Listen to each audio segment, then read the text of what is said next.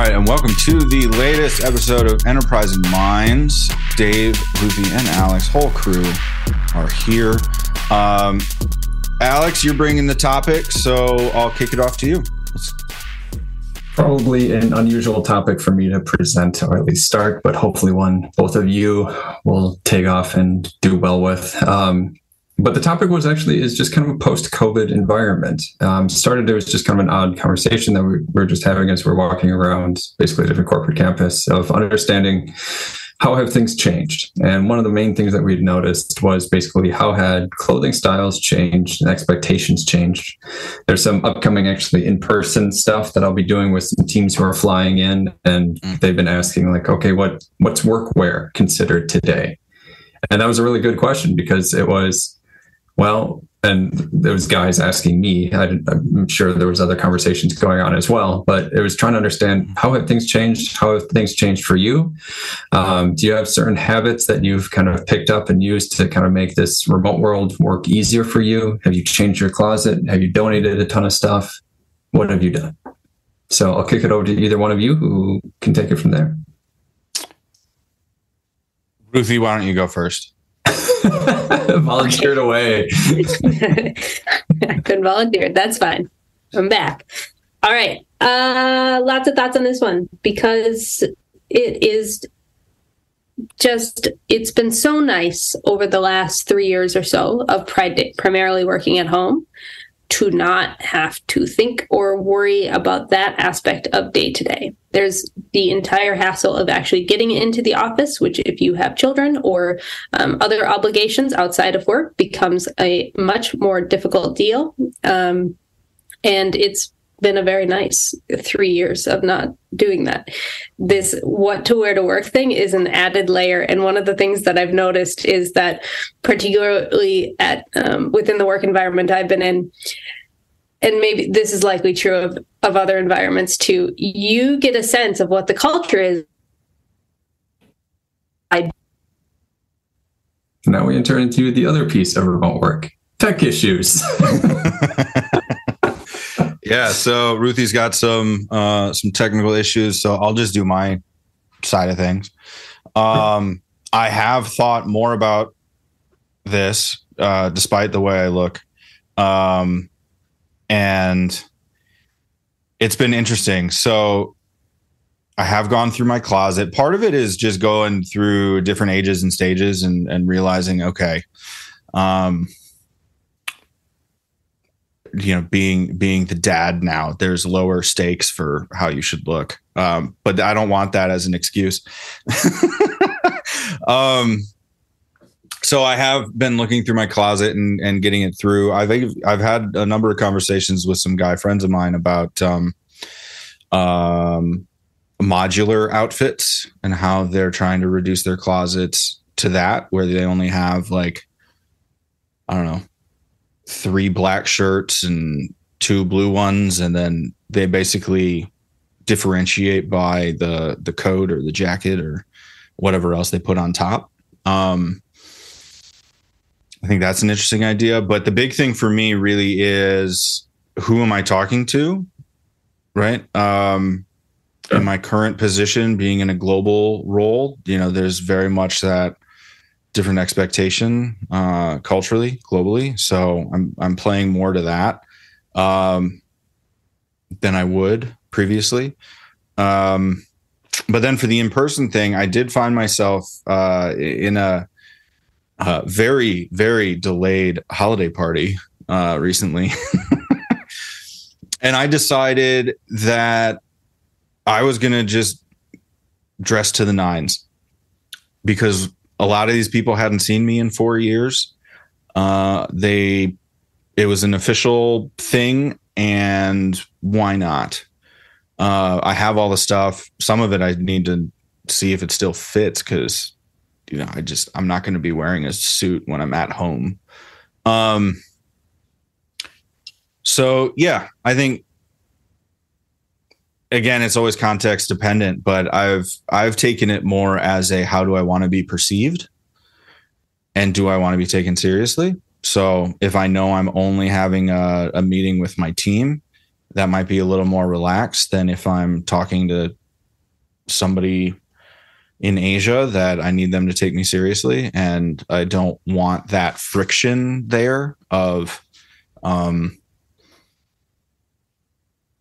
just any reason to introduce, any kind of cognitive resistance. So I will shut up because I feel like I'm stumbling, even though there was a point there. Well, let me expand it a little bit. So you mentioned some outside the U.S. styles and kind of how you're kind of trying to fit to those. Mm-hmm. As the either interviewer or interviewee for roles, or by meeting two new team members who are from different areas, does that affect your kind of context of what you're going to wear on that particular meeting? Yes. In this sense, I have some very old school ideas around presenting yourself. If you're going to show up to something like an interview, you're going to be on your best behavior and you're going to be wearing something nice, because that is part of showcasing yourself, right? And it might not be what you wear every day to that job, but when it mattered, you showed up and you did what you needed to do. Sure. Now, does that mean you're in a suit and tie for your interview? No, because that might be culturally inappropriate for the role, right? If you're in a tech kind of interview, you're not going to be doing that. If you're in a creative kind of interview, that might not be there, but you could do a blazer and a t-shirt, right? Do the agency dress up. That'd be fine. But it at least shows that you are willing to be adaptable to the situation. So I'm happy to debate that if any of you want to jump in on that, or we can aggressively agree like we typically do.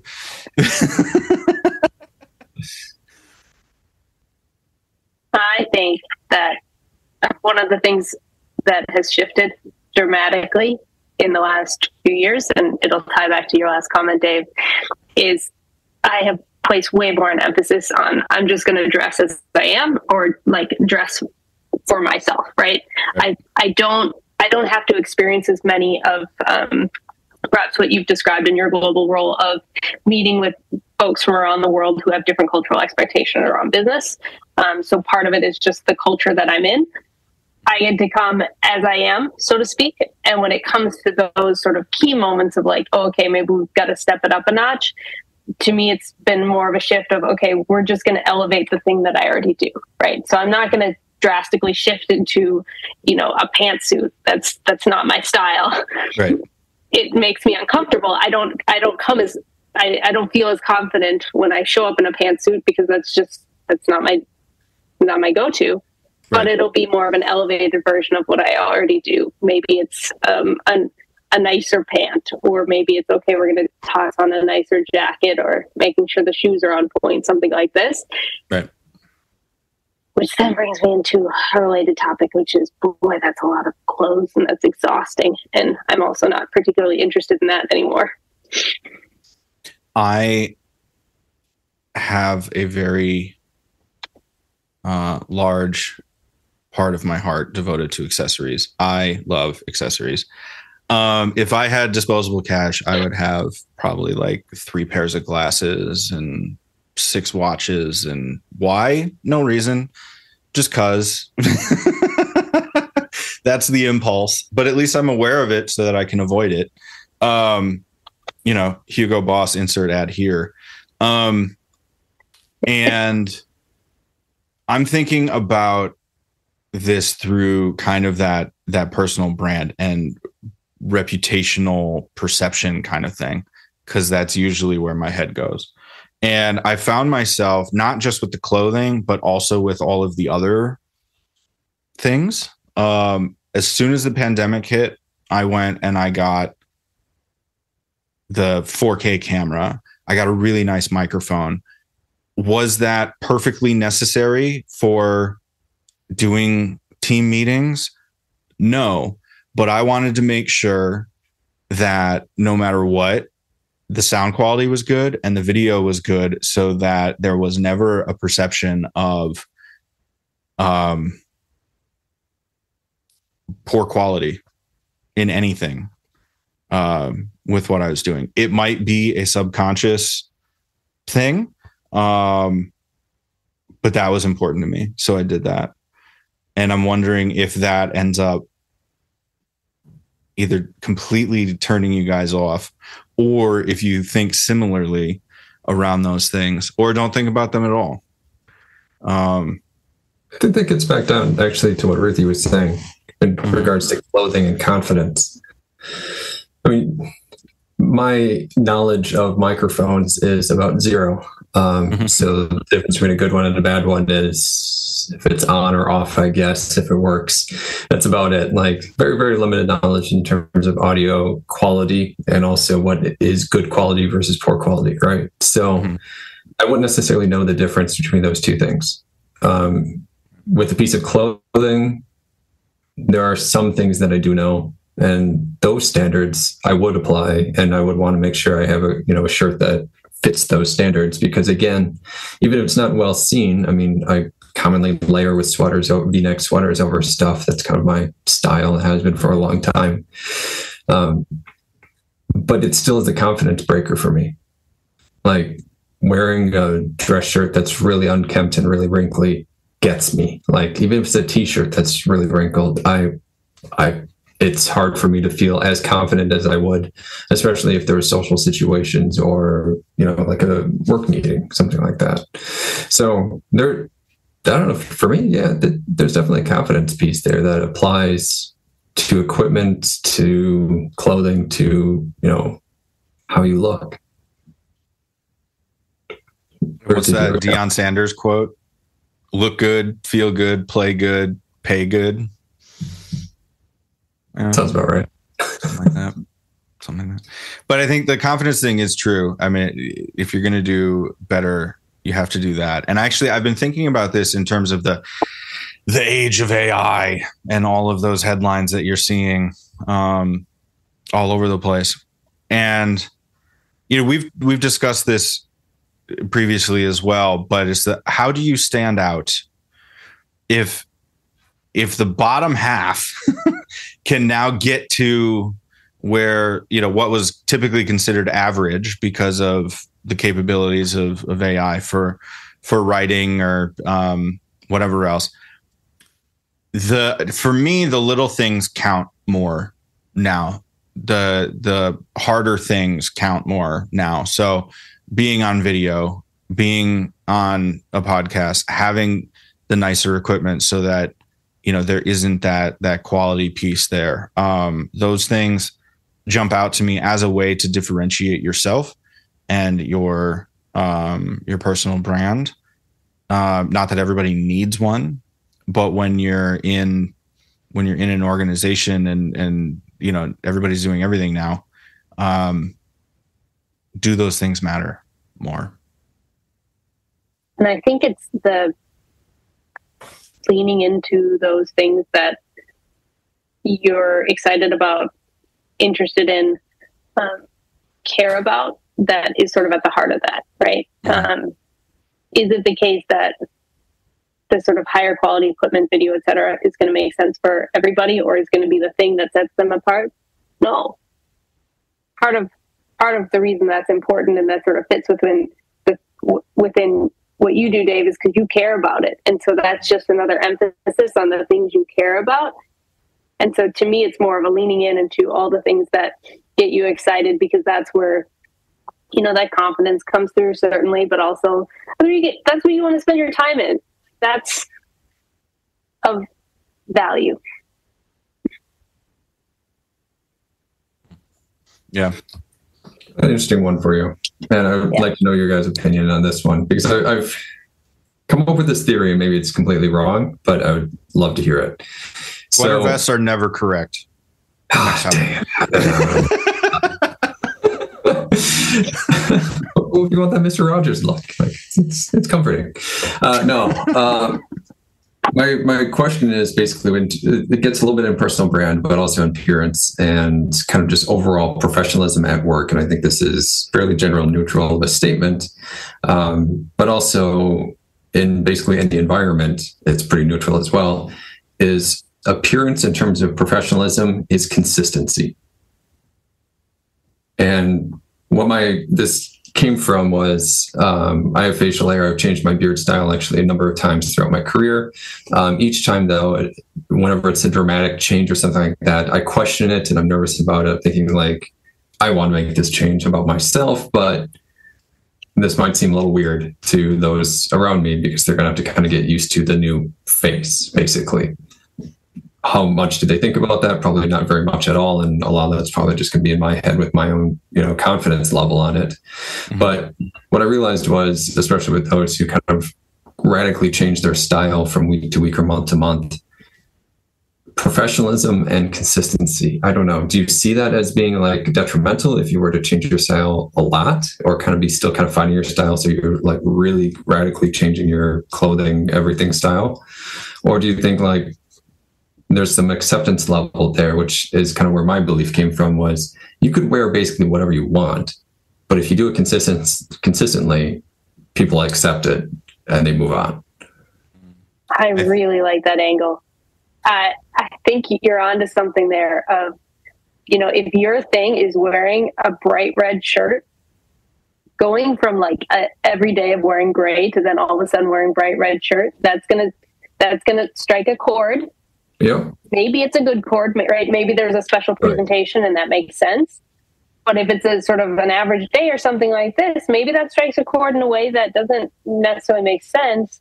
I think it's a good point of like, that consistency is, hey, people know, okay, that's the person. It's a remembering thing of that's the person who wears the red shirt, right? Even if it's just on the subconscious sort of level.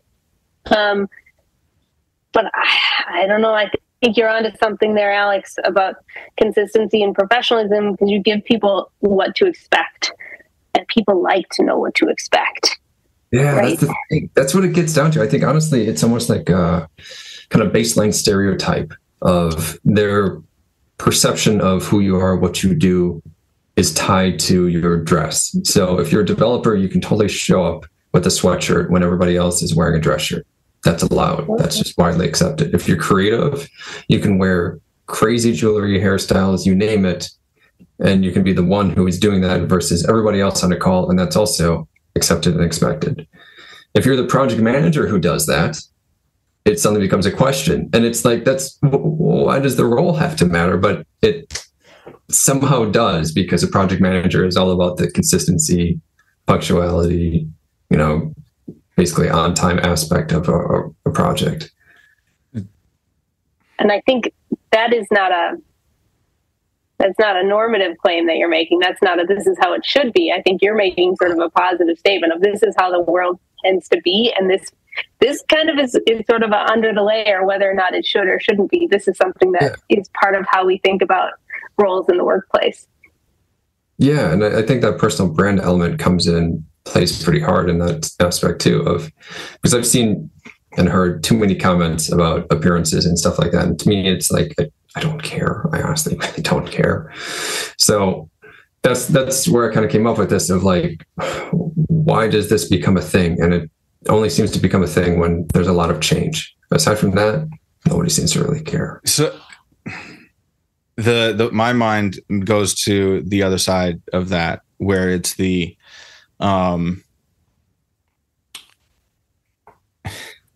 there's a level of mistrust of someone who looks too perfect. Oh, that's interesting. Intimidation, or do you think just like... No, it's not intimidation. I'm more curious what they're covering for. Oh, where it's okay, cool. You can dress the part. You can say the right words. You can do that, but can you do the work? Huh. Because there are some people that are able to talk their way up the ladder, and you know what? Good on you. Eventually you're going to fall though, because you're not able to do the work. And there are a lot of people who can do the work, but don't have the skill set or the mindset for the other things. So then they reach a ceiling, right? There are a number of people that come to mind where I'm like, what are you running from? Won't name names. They'll stay in my head. But yeah, I think there's both ways. I will just say for the record, I don't really care what you show up to, so long as you're on time, respectful, and you can do the work. Otherwise, like I'm hiring you for your mind. I'm not hiring you for the other stuff. Yeah. Anyway, I'm going to stop talking before I get myself in trouble. Please respond. Everything applies to the workplace and where to come from. I think this is so. All of the little nuances that both of you have brought up are just they're so important to this conversation, because it's sort of the like honest under the current. Hey, these are all the dynamics that you have, whether you think about them or not, are part of the everyday workplace, be it corporate or small business, right? These are things that are there. You can pay attention to them. You can opt out of paying attention to them, but they are present, and it's good to talk about them. And I think what the pandemic did is it threw a giant wrench into everything that we were used to and sort of the expectations that we set. And so I don't know where I cut off earlier, but this is sort of what we're coming back to of, hey, as we get into the office, be it in a hybrid version once a week or just the occasional in office, a lot of our sort of norms and expectations were just shattered. They're out the window. And so now we've got to refigure out, what does it mean? And I think there's been a current within a lot of the business trends of, hey, show up as you are, encourage your employees to show up as they are, because they're going to bring sort of their unique skill sets. And I like that emphasis because it takes us out of the group thing. There used to be a day where you'd walk around one of the workplaces I was at, and literally everyone was in button-down shirts and khakis. Talk about groupthink. I mean, it sort of set the tone for this is how we do things, and there's not really a deviation. Now, I say that, and I'm going to put in a giant asterisk, which is, boy, am I a fan of uniforms. You know why? Because I don't have to think about them. And that's great. So I can see that there's a lot of pluses to having sort of a norm and a set expectation for two reasons. One is because it takes the day-to-day pressure off of what am I going to do? What am I going to wear? How am I expressing myself today? That's exhausting. I don't have time for that. The other piece that I think I like playing with different sides of a coin. So the other piece that it brings is, if you're a new employee, if you are coming from a different culture and you're joining into a workplace culture, it is really valuable that you know what the expectations are for what to wear to work, because otherwise you have to figure out the under the surface games that everybody's playing about what they wear. And that's a significant disadvantage to junior people and people who perhaps didn't grow up in the area in which they're working. So I'm just going to leave that to you guys to discuss. Dave, do you think first? Yeah, two thoughts. One, I find myself like revolting on the uniform piece. Dave. No. Yeah, I know. I will tell you where that comes from. I'll give you a story. Yeah. But secondly, I forgot the second thing. Okay, so we'll go back to the first one. I remember as a kid standing in the church we went to and looking around and seeing these like 25-year-old guys with the baby carriers in khakis and plaid button downs. And I remember thinking, you're too young for that. And this is like when I'm 7, I was thinking this, like, why are you dressing like it's over? Because the 65-year-old is wearing the same thing and you're only 25. Dressing like it's over. You know, like same thing, like sweatpants are the death of desire. It's just, you know, you've given up. Like, don't leave the house in them, you know?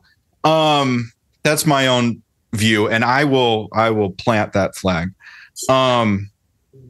And so it was funny because I was talking to a guy friend of mine the other week, and we were talking about fashion, and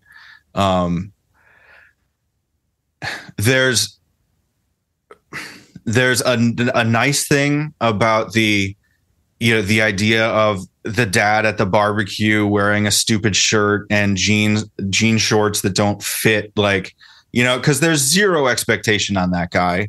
And you know what? He's probably really happy to be having everybody in the backyard hanging out, right? Like that's a good way to live. However, I don't want to look like that. I'm not going to wear plaid. I'm not going to wear any kind of Hawaiian shirt. I'm not, because I still have hope for me. But that's also just how I don't choose to present myself that way, right? I'm not about to wear a mustache anytime either, because I have strong feelings on mustaches. So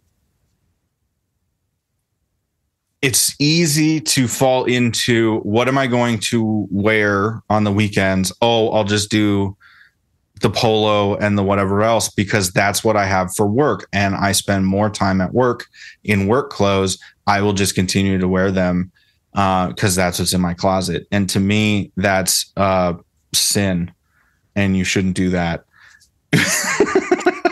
I do that. And I'll tell you why. Because there used to be a time where I didn't do that.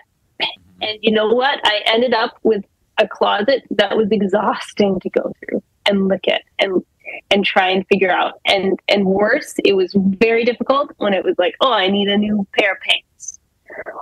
Am I going to buy a pair of pants that goes with my weekend clothes or my work clothes? Do I have to try and make both of that? Like, that's just a lot of extra mental load that I don't have time for. And so as much as possible these days, I try to make sure that, like, if I've got sort of a mock neck going on, it works with what I want to wear on the weekends, a pair of shorts, and what I want to wear at work, a nice pair of pants. And if I've got a jacket, I want to make sure it goes with both, because I just don't have the extra bandwidth. And so the other part of that conversation with the friend was that modular piece, or like how you set up to reduce that. Because for me, I get excited living in the North when it's fall, winter, spring, because that's what my closet is set up for. True story. Summer sucks. Thanks. Just get through it. You look good when it's fall, right? But so I have it set so that I don't have to think about the pants, because it's basically color. The fit's the exact same. The style's the exact same. Am I going to do a t-shirt with something? Yes or no? Or am I going to take a risk like I did today and do the sweater thing to maybe match Alex accidentally? I'm going to roll the dice on that one, but it works out. And then because of that, I have it by color. So do I want the white, the red, the blue, or the black one? That's it. So I'm really only deciding type and color in the morning. And it's mostly a feeling as soon as I roll out of bed. I know what kind of day it is. But that's because I'm a nerd and I pay attention to that kind of stuff.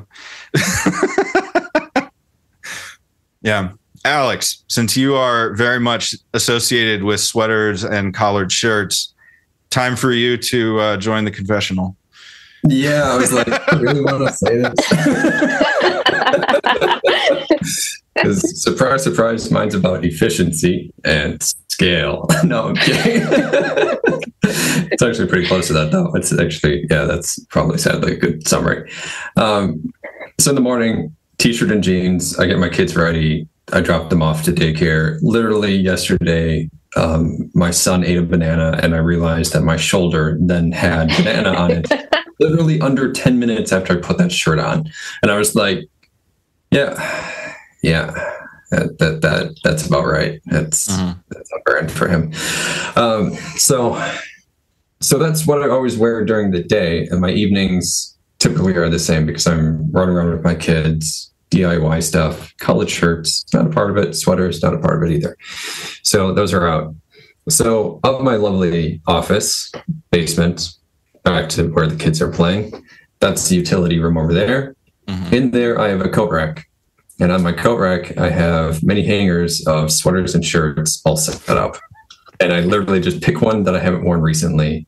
And my t-shirt goes in that utility room. I throw on whatever it is. I do the meeting. I go back. I put it back on a hanger. I grab my t-shirt again. I wear that for the rest of the day. I literally just... Alex. And also, why sweaters and shirts? This is all the way back to Coco days. It's because you don't have to iron them. If the collars never have to be ironed and cuffs never have to be ironed, they don't wrinkle. So if you can throw a sweater over the rest of it, you never have to iron your shirts again. And that helps my mornings a lot. So that's why I did the sweater like years ago. My one hack for not wanting to dress up is to have the emergency sport coat. Yeah, throw it so in my closet over here or on the chair, I have my emergency hoodie. So again, if I'm talking to one group of people, it's the hoodie. Another group of people, it's the sport coat. Yeah. I never got into the sport coat thing. I could totally do that. But then again, back to the ironing thing, not going to do it. Alex, I can fully sympathize with your, I start the morning in one thing and then we shift later. Same deal. Because if I wear a nice shirt, there will be yogurt stains on it. Yep. That's the reality of life at the moment. Right. And so we work around it. Parents can't have nice things. Yeah. Try to have nice things. Well, that and from a laundry perspective, try to cut that down as much as possible because it's just, again, keeping up with the rest of everything else. The more I can basically make this easy on myself, that's the way I'm going to do it. So it's funny because being on video conference calls has changed what I approach. So fewer stripes because that just doesn't look good on camera. No white background or no white shirts, no cream shirts for me because I will match my background. And it's funny with when we talked about going out into the real world with the parties and whatever else, my background has done more for people remembering me than anything I said at work, because I'll show up to other places and they're like, "Oh, you're the guitar guy." Yep. So it's like having the generic background that's totally safe for work does not help with, anybody remembering what you say, because there's not that thing to stick in their brain. Right. Yeah. Personality trait of some sort, some hobby. Playing off of that, I also tend to get a ton of remarks because these pictures are quite large, especially compared to my frame. So people, when they first meet me, they'll, "Oh, I love your pictures. That's great." And usually my response, which is, of course, an honest one, is I have to look at myself on camera all day. I might as well look at something that I like in the background as well. That's a huge part of our new world is we are not just looking at our computer screens. We are looking back at ourselves constantly. And that's also a shift, I think. I don't know how it's changed me. I haven't really reflected on that, if at all. But I do want to have a nice background because at the very least, I get to look at it. Well, and as a generic bald white guy with a beard, there's only so much you can do to dress that up to make it interesting, because there's very limited options, really, honestly. So yeah, interesting. I do have a change of. Yeah, I do. I don't know if it's a final. This might open up a new one. Hopefully, it's not too long. But this is something that I've thought a lot about, and so the pandemic happened at the same time that I had our first kid, and I've since had another, and so.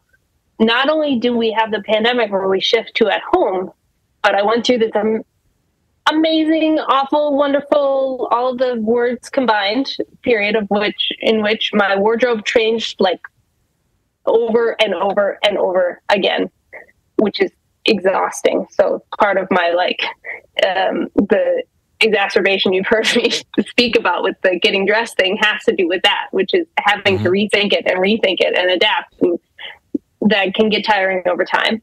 But one of the things that I've noticed, which I think is true within the fashion world, but it probably is true elsewhere, it's like there's a continuous flow of trends, fashion, people's norms, cultural norms, etc., and it continues to evolve.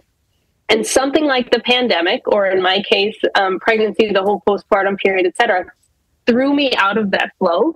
Mm-hmm. And now I find myself coming in later in the flow and being totally out of touch and out of, like, I don't have the context for how things have changed because I was thrown out of the flow of culture, so to speak. And there's some ways you can stay into it, right? You can go on the Instagrams, you can go on the TikToks. Those have their sort of downsides elsewhere.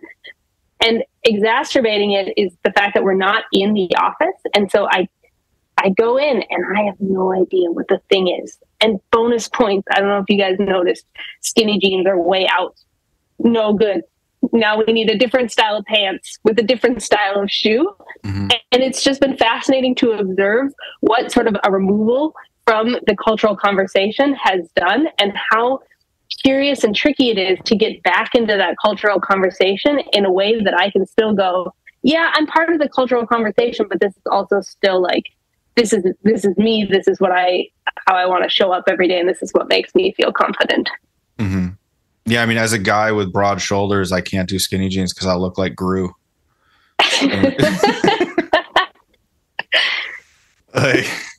Yeah. No, I think it was interesting. Like, what was it? Last year, Ruthie, you and I were talking about the Milan Fashion Week.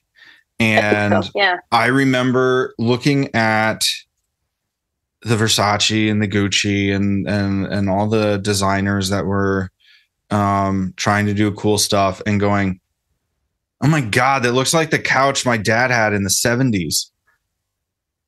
You know, so it's like, that's not evolving. We're regressing to ideas that previously worked. It's just new, shinier material, you know, where it's just like, no way in hell am I going to be seen in that. So yeah, it's interesting. I have my solution to what you said, because I do think kids have a wonderful way of just getting rid of the BS.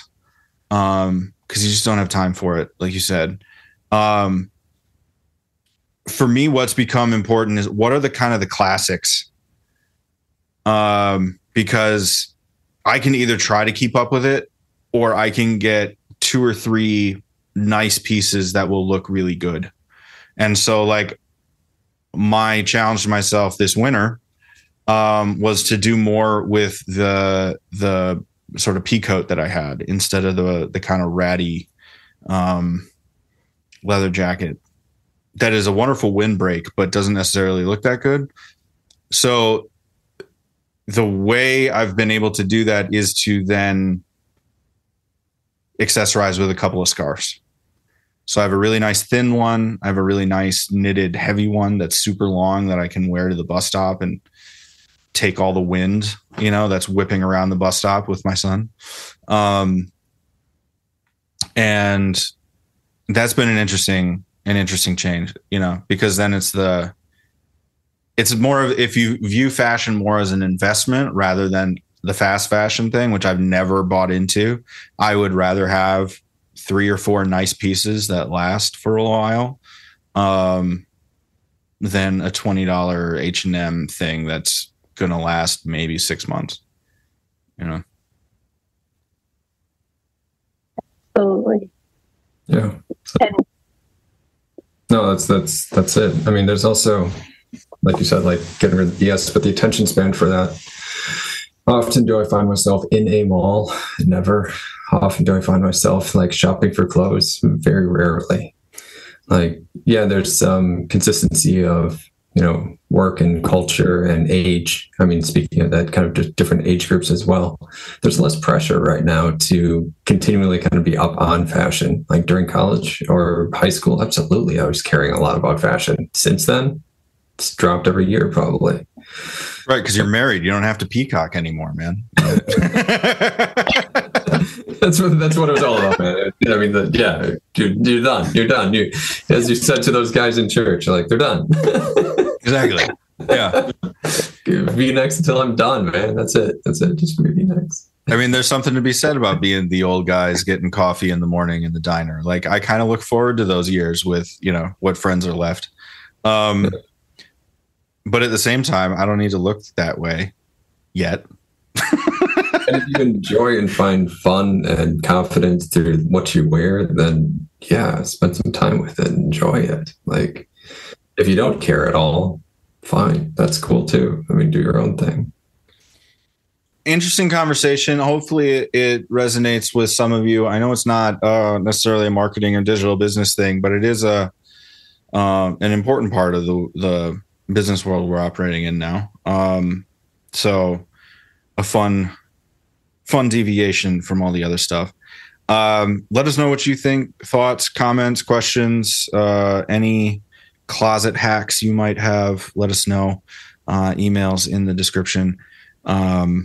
And yeah, we will see you in the next episode of Enterprising Minds. Take care. Cheers. Cheers.